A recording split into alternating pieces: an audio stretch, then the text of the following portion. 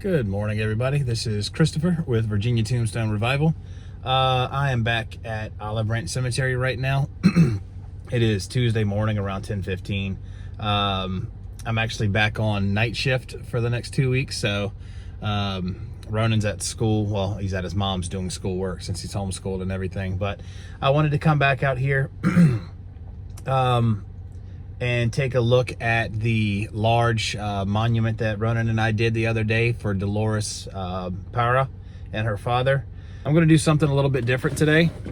I have a list of names that I got off of findagrave.com. And at this cemetery, there's a bunch of requests of different infants and veterans and stuff that people have put in. I guess they haven't seen anyone be able to locate their loved ones' graves or anything like that. So I'm going to walk around, take the morning since I don't have to go to work until later today. I'm going to take the morning and walk around and see if I can find any of these names. And if I do, I'm going to mark their location and eventually come back out and clean those off. And a lot of them, I've reached out to the people on Find a Grave and asked if I do find their loved ones, if they would be okay with me cleaning their graves and putting them on Facebook and social media and stuff like that. And everybody that's responded back has absolutely loved that idea. And some of the people have even offered up a bunch of information on the people that they're searching for. So I think that's really awesome. But anyhow, right now I'm going to go check out Dolores Para's grave one more time and spray it down with some more D2. If it starts to turn orange, I'm going to freak out. But everybody in the comments is saying, because I've never used just straight D2 before, I've always had it diluted. So it's definitely freaking me a little bit. But I'm going to trust you guys. You guys say that it's supposed to turn orange first. So I'm going to spray hers down, and I'll probably spray down, I think his name was Warren Scott. He had a birthday a few weeks ago. I think he was like a 1-year-old little boy. I like to spray his down with some D2 also, since it's in the same area. But anyhow, I'm going to stop talking and I'm going to go. I've already found, I don't know if y'all can see it, but yeah, it's that one right there. As I was driving in, it stands out so much better now. Even without just straight D2 on it, it pops so much more. It's beautiful. Like I said, looks like somebody moved the flag a little bit, but I don't think so. I don't know. All right, anyhow, I want to stop talking. All right, and this right here is a brand new bottle. We just picked it up from Walmart the day that we cleaned Dolores's monument. So straight D2, nothing else in it. I forgot to bring epoxy for this back part. Gosh, look at this. Now that it's all dried off, it really is beautiful. And I still want to come out here and fix this one day. But yeah.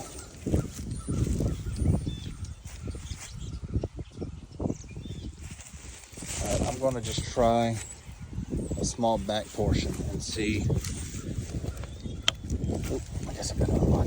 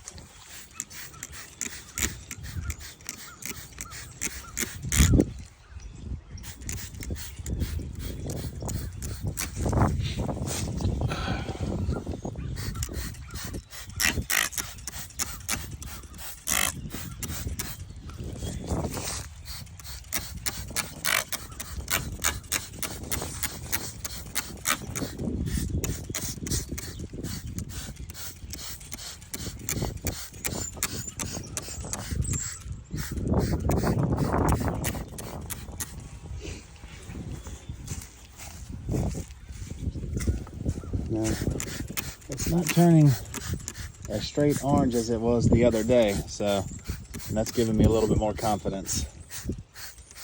I want to get in these little nooks and crannies.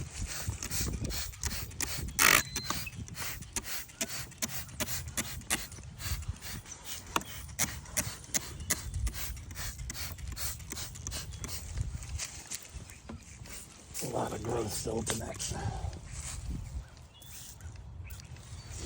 All right.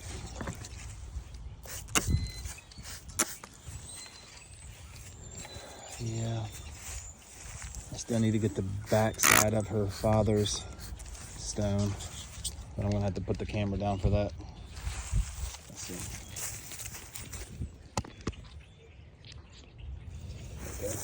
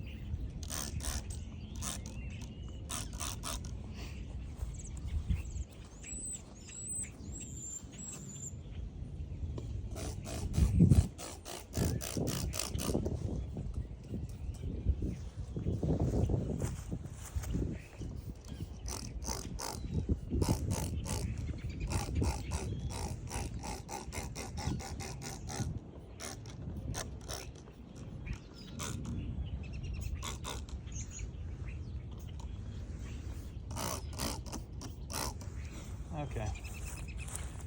Stuff's really expensive, so I don't want to use too much more. But anyhow, I'll keep an update on this for sure. I've had at least one person in the comments ask about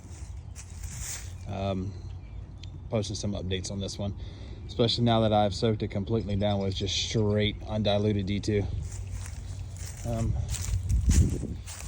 Just noticed this one behind me. Billy Pierce Jr. He died the day before my birthday. No. All right, so right now I'm going to go back to that newer child area and see if I can locate any of these individuals that people have reached out on Find a Grave. See if I can locate them. I was just walking around trying to locate some people who had reached out to me on Find a Grave to see if I could locate some of their loved ones in order to clean. I didn't have any luck with that, unfortunately, but this cemetery is massive, so I'm trying to do it section by section, and realize it's getting pretty late and I have to work tonight. So, but while I was searching, I actually came across this grave right here, and the thing that stood out to me is Beverly Guthrie and Patrick Guthrie. They both died the same day, January 8th, 1940. So that got me curious, so I looked them up, and it's a very, very sad story with the two of them. I'll probably do a voiceover so I can actually read the information that I found. That'll probably do a little bit better justice anyhow.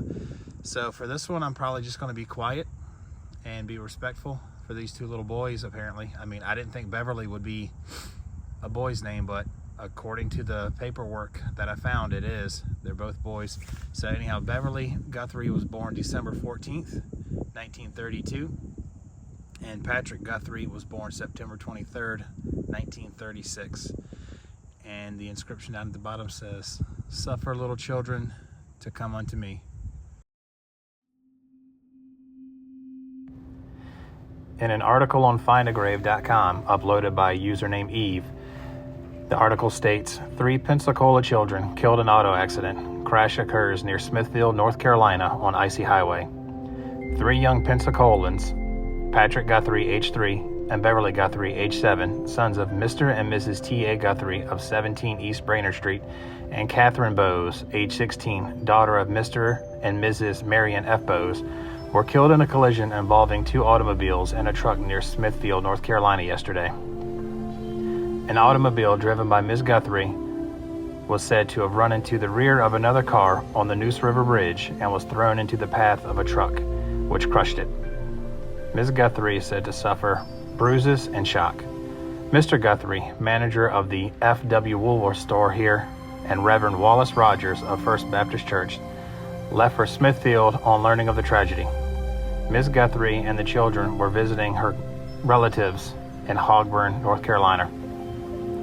Ms. Bowes was the only child of Mr. and Mrs. Marion F. Bowes.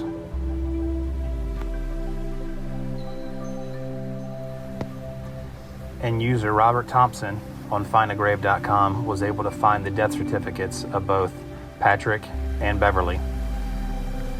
Both causes of death are listed as fractured skull, auto truck bridge collision, instantaneous accidental death. Catherine Bowes was born 1923 and died 1940. She is now buried in St. John Cemetery in Pensacola, Escambia County, Florida.